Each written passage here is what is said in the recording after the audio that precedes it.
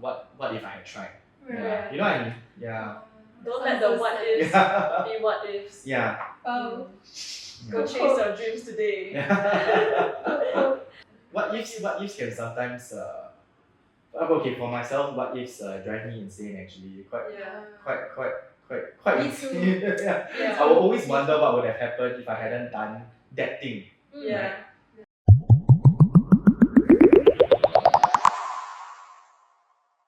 Hi everyone, welcome to 𝙤𝙤𝙎. Today I have Alexis here as a co-host and I have Justin here as a guest. Yeah, hi, I'm Alexis. I'm a year 4 business student in NUS, and previously I went for NOC or NUS Overseas College in Ho Chi Minh, Vietnam for 6 months, where I worked as a product management intern in a startup that engages in real estate as well as finance. Maybe first I can introduce Justin first. So Justin, I met him in N-House. We were in N-House in the same semester, and then he was working on a few startup ideas. Yeah, and then I also saw him pitch for Pitch Night, which was an activity in our hostel. Yeah, and I thought it was very interesting to maybe get to know his ideas a little more and let him share about his journey on how he came to realize all these startup ideas and also work with his friends about it. Yeah, you want to do a self-intro? Yeah, sure. Yeah. Okay, hi, I'm Justin. Yeah, so basically my journey is I would say it's a very interesting one because for those of you that don't know, NUS Overseas Colleges is where they send people overseas for internships and also to learn more about entrepreneurship at the same time. So I already knew I wanted to do that even before I got into university. So I had planned out my whole university life to do both NOC for 1 year as well as for exchange after that also. So overseas for a total of 1.5 years. Yeah. So while I was there, right, what happens is that well, actually before I went, I took part in a couple of startup competitions and all that, local ones, just to try out, see if there's any ideas that I liked. But eventually, it was going to be NOC itself that I decided what idea I would be interested in. And before I decided on that idea, I wanted to see what sector I myself am passionate about. And for the first 6 months there, from January until June, I actually thought I was interested in Web3 as well as crypto. So I researched a bit about it while doing my internship and all that kind of thing. But what happens was that after that, I realized that I wasn't really actually interested in crypto and Web3. It was only because of the hype going around that for during that time. So from then on, I pivoted to think about what was I actually interested in. So a bit of background about myself. In NS, in the army, I was a medic by training. And also, I think if I hadn't gone to business as my major, I would have applied to medicine. Yeah, so I kind of shifted towards that in healthcare. And from then on, for the remaining 6 months, I was on the active lookout for any ideas or startups, as well as networking with any other startups that was in the different expos and different networking sessions I went to. Yeah. So it was only 5 months after that, actually, on the 11th month, that interestingly enough, I didn't find the startup came to me. Yeah. So it's where a doctor from Singapore, he actually reached out to me on LinkedIn. And funny story, the doctor will tell this also whenever you meet him, but basically, at that time I was considering 2 startups because my NOC, I was interning at the VC, and they always told us that software is something that they focus on instead of hardware because hardware takes a very long time. And the doctor's idea was hardware, and I was considering another person's healthcare startup idea that was software. So of course I was leaning more towards the software because it would take a shorter amount of time. And the doctor will also tell this as a joking thing, but actually I talked to the doctor for a bit and I ignored him for 1 month. Yeah. Only after the software startup it got shut down. Yeah, then I thought to myself, actually I'm still interested in healthcare nonetheless. I went back to talk to the doctor and luckily he accepted me on board. To handle the business side of things. Yeah, so that's a bit of my background. I'm working currently on 3 healthcare startups. What are they? You want to share a bit about? Yeah, sure. So the basis of my interest in healthcare was not only those points, but also because I just want to be able to make an impact I like caring and making impact on the life of patients, as well as healthcare professionals if needs be. So the first startup, I'm just going to quickly run through and summarize Sure. each three. The first two are hardware. Both of them are done with the doctor, as well as two other engineers. The first one involves urinary catheters. So basically, these are tubes that people insert into their bodies when they are unable to urinate. Yeah, and we're trying to reinvent that because currently inserting these tubes causes a lot of pain, and living inside the body for long periods of time causes infections to form. So we're trying to reinvent it to prevent both the infections and the pain. The second one that we're working on has to do with dialysis. There's two types of dialysis. Long story short, we're dealing with the second version called peritoneal dialysis, is where instead of connecting the tube into your arm, you connect the tube into your belly. Yeah, so that is generally done at home, and unfortunately, infections happen also because patients manually connected themselves and introduce a lot of contamination. Yeah, so we're trying to reduce that by using UV light to sterilize the tubes. The final one that we're working on is a space that's highly contested right now, which is AI. We're trying to assist doctors in improving their consultation process by, I guess you could call it AI squared, but we're trying to take it further than an AI squared for the doctors, whereby not only does it take down the different consultations that they have, it also helps them to analyze, give suggestions, generate reports and a summary, so that the doctors won't need to constantly be typing, spending a lot of time, because they spend up to 2 hours per day just on documentation itself, and we're trying to assist with that. So yeah, I'm working on all these three full-time for now. Yeah. So you were already very sure of being interested in entrepreneurship since a young age, or was it like any key milestones in your life that made you interested in it? Wow, that's actually a good question. So you were interested even before you knew, right? Correct. I think one of the main areas that shaped my interest was now we're going really back into history. So I like to call myself multifaceted by nature. I took many different CCAs, ranging from sports like track and field in secondary to choir in JC, student council, uniform groups, so on and so forth. So I liked to, and I like being creative as a whole. I guess I got it from my mom. We like to use different sectors or different areas of knowledge to be able to solve problems that we have. So this creative thinking aspect was one, but also what focused it down onto entrepreneurship was in 2017 or 2016. Yeah, I attended some DBS camp that was organized. I think it was either JC1 or JC2. Yeah, either that or secondary 4. But I think it was JC1. Yeah. So JC1, we attended this camp, and that camp, there was a mini competition inside where at the end of it, we would have to create a solution and present a solution with regards to certain pain points. And our group actually won. Interestingly enough, we also used AI for that solution, but it wasn't related to healthcare. It was just some solution that helped you plan every aspect of your day. And that was actually quite, I would say, revolutionary at that time because AI hadn't come out yet. Well, the ChatGPT boom hadn't come out yet. So introducing AI at that time was, I guess, in a sense, entrepreneurial. And you're also young. That's a very big accomplishment. Yeah, so it did shape my entrepreneurial experience, as well as made me think, okay, from now on, I also want to focus down on creating something. Yeah. I don't think I can sit in the office 24/7, 8 to 5. So you say your personality is something like you like to do a lot of different things. So that also helped build your entrepreneurial spirit and mindset, right? Yes, it did. Yeah.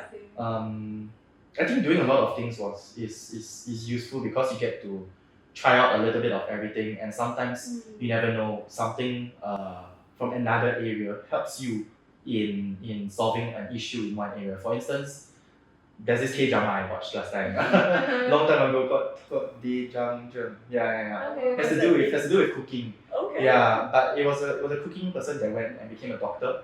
So I guess I'm influenced slightly by that also, because if she hadn't had her cooking knowledge of ingredients and all that, and understanding the different various effects of that, she wouldn't have been so effective as a doctor, because a lot of the things that she figured out of illnesses was because she had the cooking knowledge. Yeah. So I try to do something similar. So for you, did you eventually like focus on like medtech and medicine area because you had experience in the army when you were trained as a medic? I think it did help, but I wouldn't say it helped to the extent of like that's the main reason why, and that's the I wouldn't say that that's the main It's reason like why. one of the things that inspired. Actually the main reason why, it sounds a bit cheesy, but it's because of the impact that we do. Yeah. Generally speaking, I do a lot of things like out of just caring for others. That's very sweet. Yes, it's very cheesy. It's very sweet. It's not cheesy. It's I just like to have the impact. And I think through healthcare, it has an automatic impact on whoever that you invent these solutions for. Not saying that other sectors don't have that level of impact, but I personally think that for healthcare, I can not only invent it, but we can also see the impact in person when people go through less pain, when people go through reduced infections. So to me, that's how I aim to drive impact, and that's my main motivation. Do you have any way to do you have any advice for people who are still finding what sectors they want to focus on? So like for example in N-House, we have a lot of friends who are interested in entrepreneurship, but we don't know where to focus our efforts on. There's influencer marketing, there's AI, there's medtech, there's sustainability. How would you recommend that they zoom in on one? Yes, okay. That's actually a very good question, and I'm about to ramble for a bit. So go ahead. Yeah, so for business, right? Generally, actually, quite a few juniors have come to me, because not only I made a YouTube video about NOC back then, so people have asked me about it, but also juniors in business have also asked me about how should I choose my major, how should I choose my specialization, and for myself, I think it links very closely to your question, because how should I choose my sector depends on a lot of things. Firstly, you can narrow it down to 3 or 4 points, but firstly, what are you good at, right? Generally speaking, what you are good at will definitely assist you, because you need to be able to have the expertise to build that thing, right? Yeah. Secondly, if you are good at that thing but you're not passionate about it, then what do you like? What are you passionate about? Yeah. And conversely, that links to the third point, which is what people don't notice, which is, let's say I don't know what I'm interested in, and the thing that I'm good at, I'm not as interested in it. Fine. What am I not interested in? Yeah. Because when you start narrowing down, let's say you're not interested in, for instance, robotics, or you're not interested in sustainability, you can start to cut down on things that you might find yourself not as interested in, and then you will start to narrow down into areas that you perhaps may have more interest, may have more passion inside. Yeah. And finally, for myself, I used to think that it had to be my idea, it had to be my startup, and it all had to come from me. But very quickly, or rather, someone gave me advice, and I can't remember who, but someone gave me advice back then when I was going for NLC, and told me that it doesn't have to be your idea. Yeah, then you are considered yourself an entrepreneur. It can be someone else's idea, and you're working on it with them as a co-founder. And I think that's something that really stuck with me, and it's something I still apply up to today, because obviously as a business person, I don't have the necessary medical knowledge to understand not only the problems that exist, but potential solutions for it. So in a sense, the doctor was the one that came up with both of the ideas. And I'm content to be the co-founder alongside him. And similarly in this case, there's a lot of people with startup ideas out there, different hackathons that people try out different ideas, especially if you're interested in entrepreneurship and in N-House. You can join them. There are many avenues for you to try something out, things with low barriers to interest. And once you start there, then you start to narrow down, you start to get a feel. You really have to get your hands dirty. It cannot be something that you just think about it all the time, because unless if you try it, you really won't know. Yeah. And while you were saying that, I thought of something, because I'm actually doing an internship in some kind of like private equity firm, and they're starting like a venture builder kind of initiative, and they want to focus on deep tech, right? And I can't relate your point to it, because they also trying to look for like subject matter experts or like scientists or people who have like PhDs in certain areas, but they're also looking for business people to work with them as well, because maybe you can't have the best of both worlds at once. I mean that would be great, but I think that's very important, like finding people to work with, right, and collaborate with. And besides that, I think while you were talking about this, I was also thinking, like you mentioned how your juniors will come to ask you about what areas to focus on. Then what about entrepreneurship itself? Do you think that it's meant for everyone, or like do you think everyone has a chance to like try entrepreneurship, or like do you think some people might not be fitting to try this, and does it depend on some kind of qualities or characteristics a person needs to have? Like, what do you think about that? Actually, this links a lot to the business advice also. I'm going to elaborate a bit more about that. So, generally speaking, when these business people come to me, I tell them another 3 points. So, just now those points are meant more geared towards entrepreneurship per se.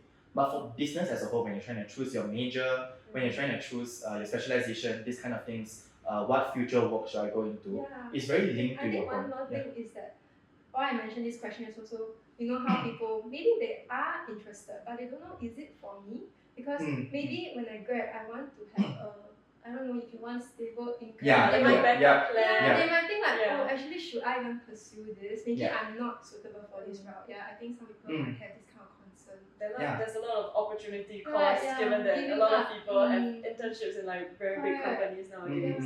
And it's always the question between MNC.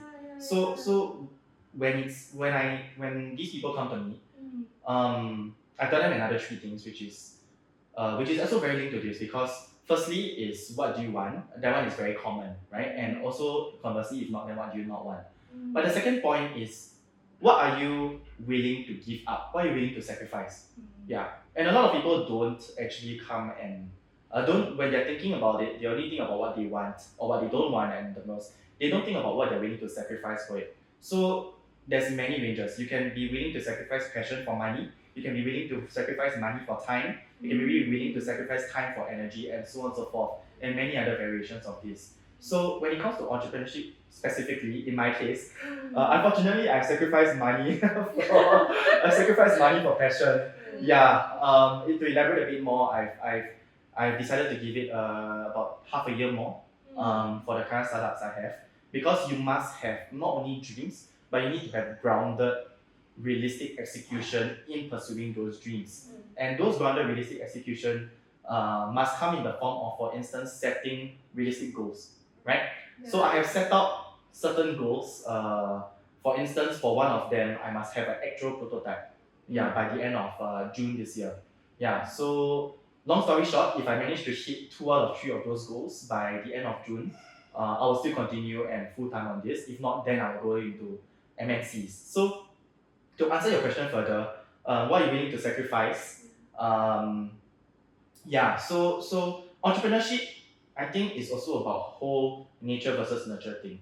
I will say that while I believe that entrepreneurship is part nature, is also part nurture, I don't think it's either or lah. So for the nature side, personality links very closely to it. Because yes, you can be creative in things also, but you may be just the type of person that prefers a stable life. And there's nothing wrong with that. You can be the type of person that enjoys your 9 to 5, perhaps have stability with a family, raising kids, that kind of thing. There's absolutely nothing wrong with that. And there's the other sort that prefers to like chase your own dreams. I'm not saying that people that have stability don't chase their own dreams, but people who choose to chase, people who cannot stand like sitting in an office 9 to 5. There's also those sort. So perhaps nature-wise, that's the contributory aspect. For nurture side, there's actually a lot of people that don't want entrepreneurship, which is interesting. So, but for the people that do want, the nurture side also plays a factor, because I generally live by the quote where if you're looking for something, you will find it. If you're looking for a certain type of community, let's say you like to play mahjong, for instance, right, you will find the community. So my point being is that for the nurture side, if you're interested in entrepreneurship, you will find other founders, or you will find people like mentors that are very experienced in the space, that have this certain level of passion that will eventually rub off more and more on you, and will make you more and more passionate about finding and creating your own solution for yourself. So I think it's a combination of these two as well as the other questions that I asked, mentioned previously lah. Yeah, a lot of these points is, I say this generically speaking because it's not for yourself. I'm sorry, it's not a one size fits all kind of advice. It's for you yourself to decide what you want, and I'm just giving you the tools to find out how to do it. Right. Yeah. In the end, it's still like your own decision to make. Yeah. And you have to live with it lah. So it's kind of like, if you choose it, then don't regret. Don't think about what's on the other side. You know you're gonna suffer. And it's never too late, I feel. Like, let's say we start off in an MNC job, then what's saying like you won't meet someone who will inspire you and get you as a co-founder. Or if you start off as like a co-founder now, even if the startup fails or you exit, you can always go into MNC in the future. Yeah, so there's always a way in life, right? Yeah, it's not a one-way street. Like honestly, in COVID, a lot of like much older people actually quit their jobs, you know, and decided to go for it. All they got retrenched. Recently, I spoke to a general partner from BC, right, and he told me that according to statistics, actually a lot of successful entrepreneurs, they are around the age of 30 to 35. Yeah, so like what Alexis said, it could be gaining experience at the corporate as well, and then after that maybe making connections, and you get an opportunity to work on something that that inspires you, and you turn it into your own project. I will speak in favor of entrepreneurship for one point though, which is yes, you can get some level of corporate experience in your MNCs first, because you get to understand how a corporation runs and all that. But the difference is there in the level of risk. For entrepreneurship, another partner of VC has pointed out to me before that it's much better to do it now. Let's say if you are single, unmarried, young, you have the passion, you have the energy, to be able to go for it. And most importantly, you don't have the level of risk, financial risk that a person, you're 40 years old, 50 years old with a family cannot sustain. You are able to try new things out right now. And worst case, if it fails, you don't have to face the same level of consequences that you would as a 40 or 50-year-old with a whole family to take care of financially. So that's, I guess, now, I would say now is the time to make mistakes. When you're young and have things to, not as much to lose in a sense. So that's one of the main ways that I would say points towards entrepreneurship right now. Moving on, so I mentioned previously that I've watched Justin pitch before, his startup pitches, and I think you pitched a few times already, right? So I was wondering, maybe some audience will want to know if you have any tips or tricks, because I think a lot of us, maybe some of you haven't stepped into workforce yet, or maybe you're in that transition of from a student life to the working life, and you want to know any tips on giving like business presentations or pitching your business idea if you're interested to be an entrepreneur, or you want to pitch to the VC, something like that. Or even just public speaking in general, maybe. So Justin, do you think you have anything you can share for this? Yeah, sure. Actually, I have quite a few points. I'm okay. Joy's inflating it. I have pitched quite a few. No, it's not on there. I haven't. We have won. Yeah, I forgot to mention. A few. I think I know when I know him at the time, he pitched 2 times and he won both times. Right? Amazing. So, amazing. Anyway. So I want to know, actually I myself also want to know. I don't know, some tips or advice, My tips will sound very unconventional. Okay. Okay, I'm gonna go with the more conventional ones first, then we base off there. So this applies actually for business as a whole, for presentations especially. Not only presentations in entrepreneurship, but presentations like you mentioned to perhaps your class, or in business as a whole, you need to talk to your boss, whatever. So the first point is have a flow. And you need to be familiar with that flow. For instance, you need to be the one that set it up.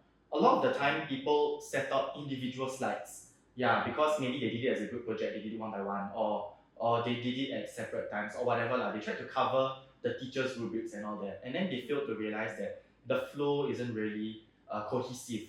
So you need to have that flow, and you need to set out a flow that which is the second point, not only have that flow, but make it make sense. You need to know your audience, right? A lot of the time, especially for people in entrepreneurship, you are in a sector that the general populace does not know.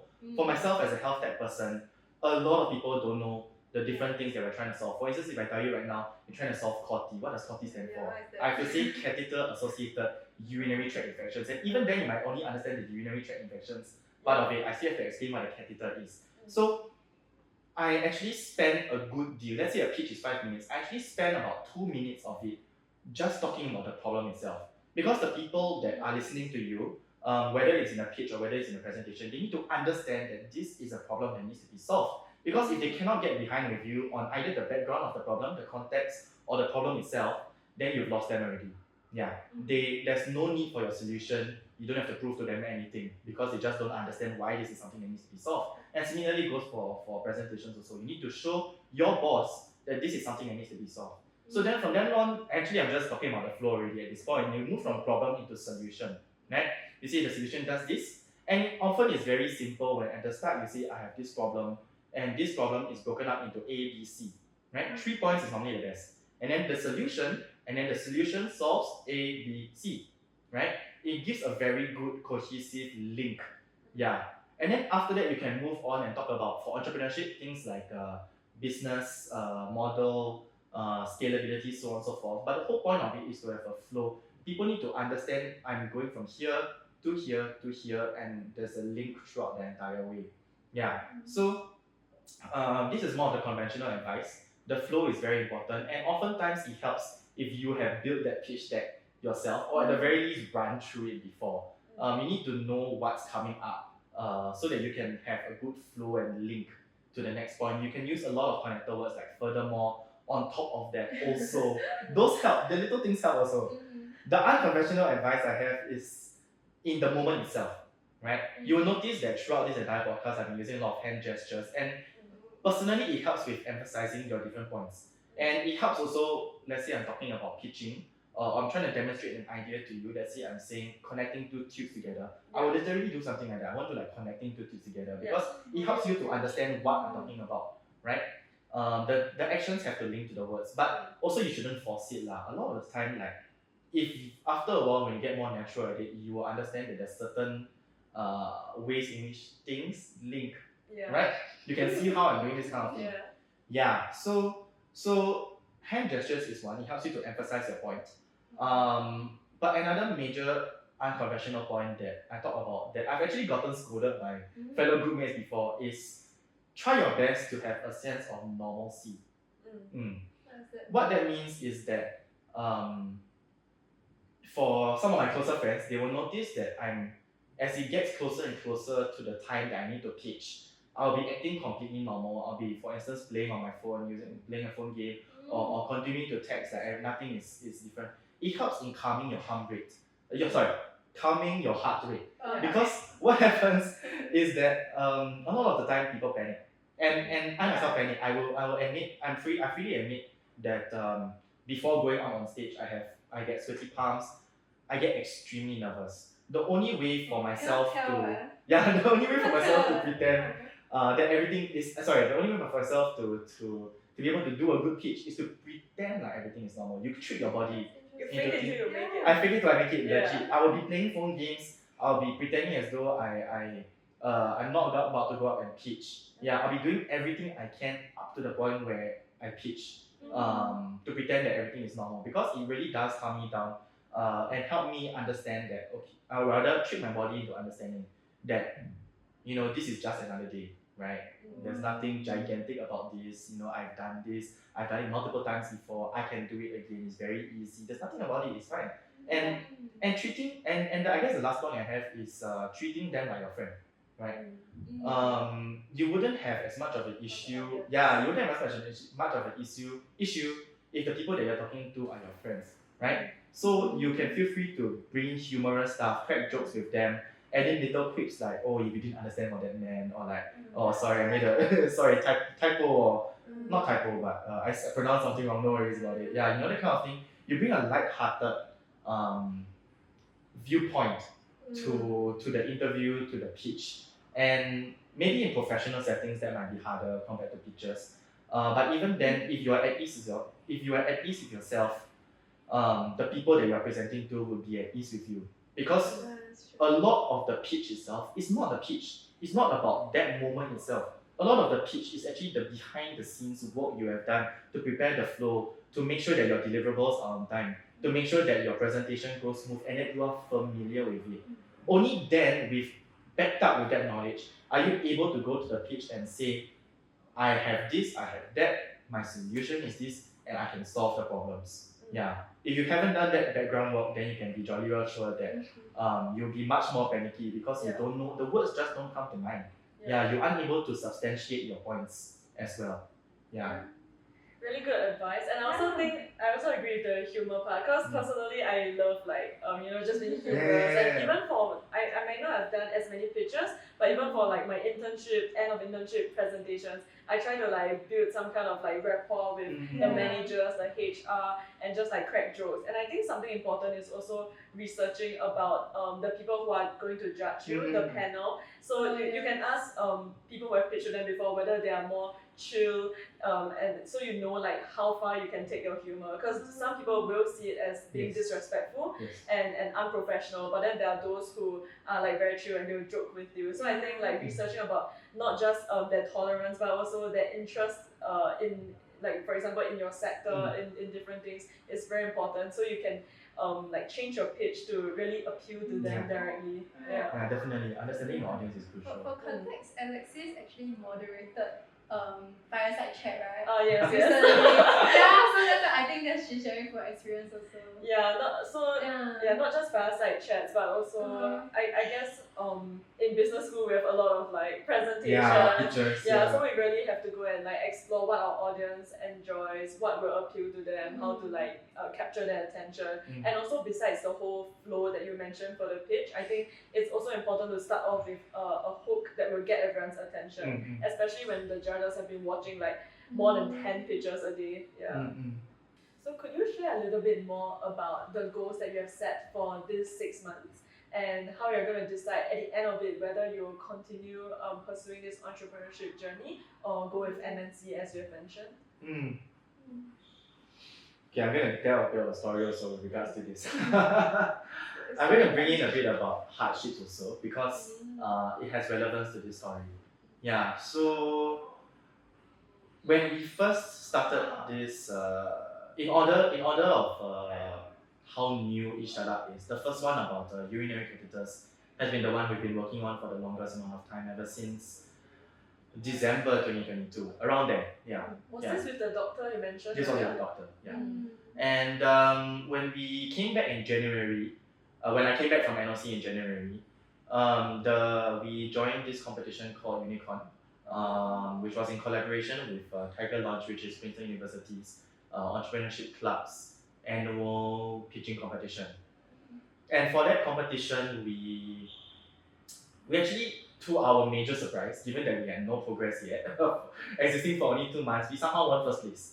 And I still remember because I had gone home in between while waiting for the results.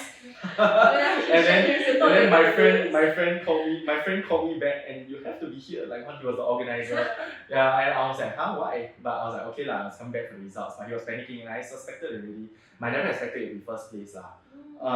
But that in itself was a good thing. But after that, we never knew how long actually hardware is one thing, but medical hardware is another issue. And medical hardware has the extra issue of medical regulations, which in itself can take 6 years plus, close to, can be even to 10 years, double digits. And my point of raising this up is that is to talk about how I'm approaching these 6 months, right? People will sometimes want to take LOEs, perhaps to work on their startup or to work on any side project actually. One thing I wanted to mention also was that if you want to take 6 months, perhaps work on a side hustle also. That's something that's been gaining in popularity nowadays. Side hustles, perhaps making an e-commerce business, doing your own influencer thing, starting a TikTok shop for instance. All these, I personally think is worth it. Anyway, you're not paying university fees during that time.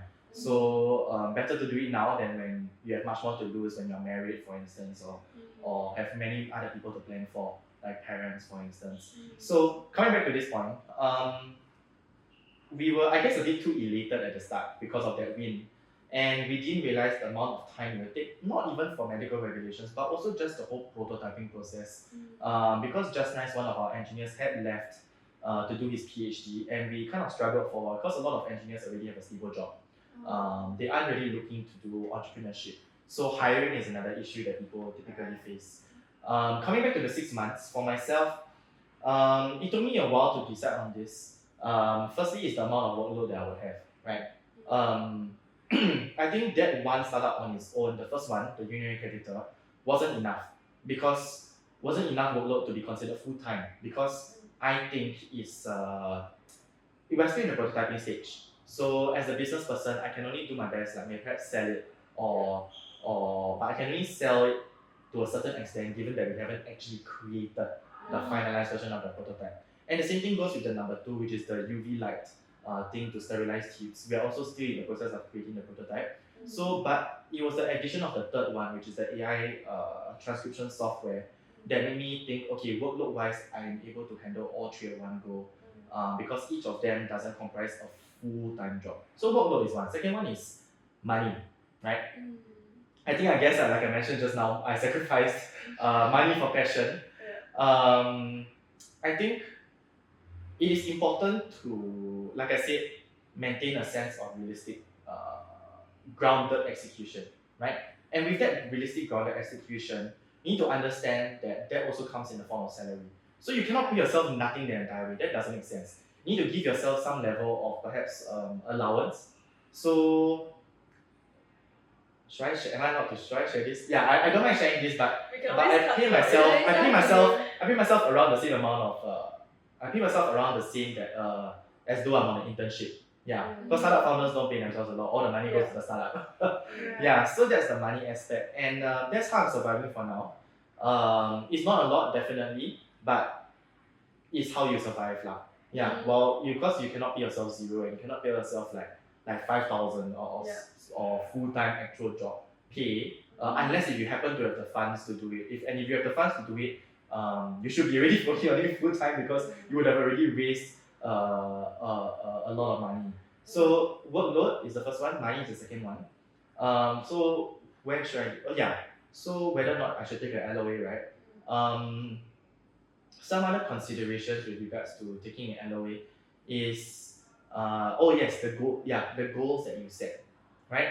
Coming back to the whole grounded, realistic execution point, the goals that you set must firstly, like I mentioned, be realistic, but they must also reflect a certain level of progress, and also at the same time must be something that you and your team are willing to put in the effort to work towards, right?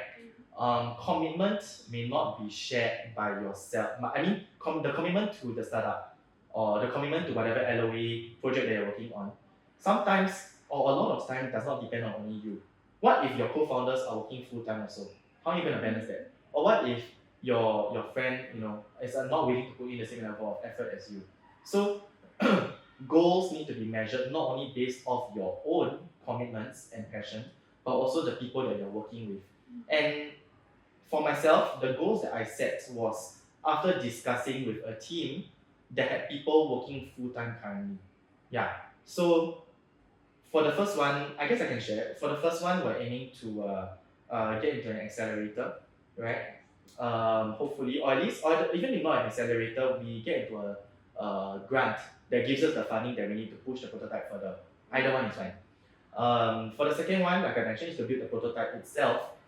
Should be pretty easily done because the second one is much easier, much more convenient. And the third one is to obtain at the very least a LOI, a letter of intent from possible customers by June. Yeah. So setting out these different goals, they, apart from the point of being realistic, I guess one needs to understand that you may not always achieve them.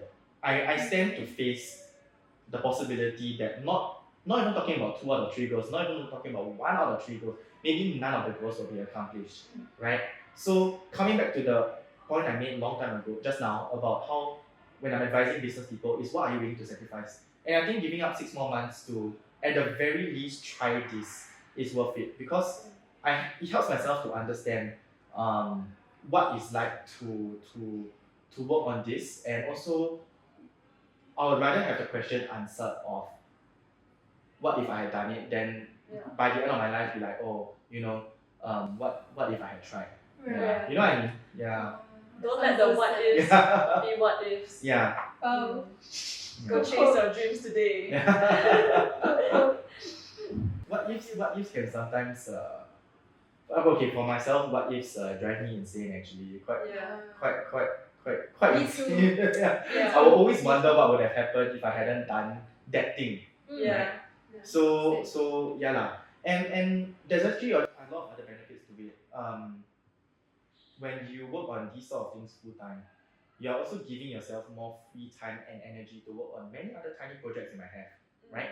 Like I mentioned, let's say you want to do a side business, sure.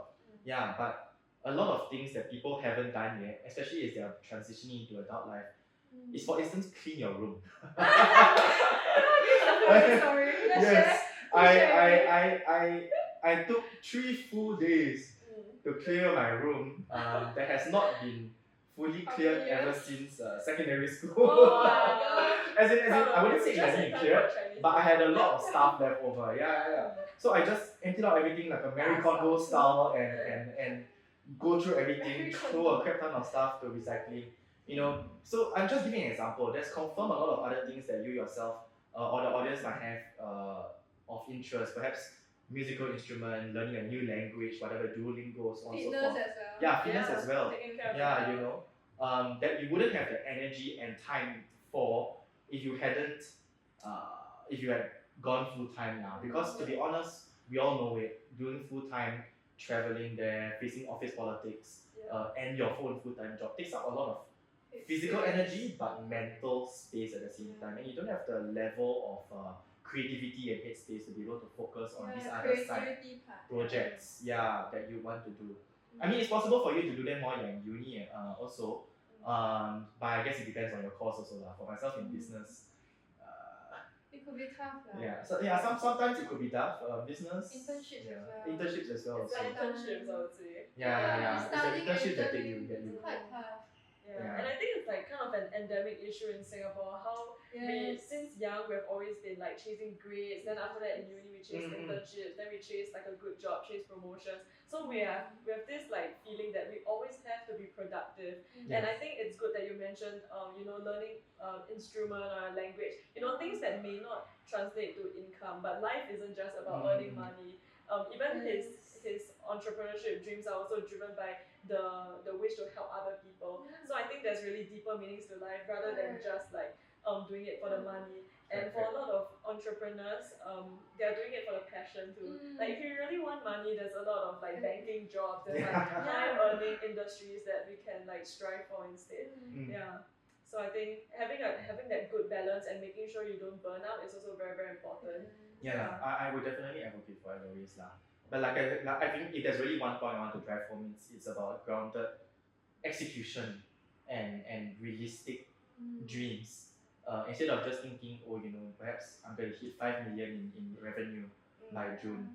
These kind of things are just not realistic lah. You need to be able to set goals that you can hit. And even if you don't hit them, at least you can rest easy and be like, I tried, right? So entrepreneurship is not just for the dreamers. You must do it, execute it, right? And I agree with both of you. Very well said. Like there are a lot of things in life that it's not just money, not just your work, family as well. There are very small things in life that add value. But I sorry, just one last point. I do acknowledge that for a lot of people that come from different backgrounds, money at the same time might still be a very pressing issue, right? And so if you're chasing after the money, like I said at the start or close to the start, if you're looking for something, you will find it, right? Mm. You would have, but at the same time, it links very closely to the advice that we've given so far, which is you need to be able to put in the effort and the time and passion to be able to chase this dream of money, right? Let's say you want to support your family or whatever it is, whatever reason that you want to do money. You need to be able to be entrepreneurial in your pursuit of it. What I mean by that is finance definitely is a way to get a lot of money, right? And there's many other areas that can get money, but you need to be creative also at the same time, right? You cannot just chase down the finance route and expect that as your only source of income, forever that will be my main way to get money and support everybody. You can chase other things like side hustles. That's what a lot of people do, right? And for that, LOAs might be useful. Basically, whatever that can earn you money in parallel, investments, side hustles, even live streaming, for instance, whatever, right? These things are also important if you do choose to focus on a particular goal. It doesn't have to be money. It can be passion or whatever. But all these need the grounded execution, like I mentioned, and a certain level of creativity in pursuing it. Yeah. So just for people that in the audience that may think that money, I mean, we have mentioned that money is not the only aspect, but if you really have to, or if you really want to choose money, then you also have to be grounded in your execution and realistic about it. To some people, money is very important, very pressing. But also, like, what happens after you get the money? The reason behind you want to do this thing. Is it from a good place? That's definitely important. Because if not, if you do it entrepreneurship, I mean, in a very like using bad methods or like corrupted methods, then it might not end up well as well. It might not be sustainable. You know about the Forbes 30 under 30 𝙤𝙤𝙦𝙬𝙦 go Google it. A lot of founders might take extreme methods to get where they want to be, which is not very good lah. Okay, I want to thank Justin for being here today. He shared so many useful tips and very good stories, I feel, of his own journey that I really hope that maybe it could just inspire someone out there, or maybe you could relate to it, or maybe some of your passions that you've been thinking about has been resolved, or just provide you some form of like help in making your decisions. I also want to thank Alexis for being here today, for being such a good co-host, asking a lot of good questions and providing a lot of good viewpoints. Do you have anything to say? Thanks for having me. Thanks Justin and thanks Joy as well. And thank you for listening in. Thank you for listening. Thank you. Bye bye. What's your outro? I don't even have an outro. Do you want to come up with an outro? You know how Disney has they draw the Then what do we draw? Imagine we all connected.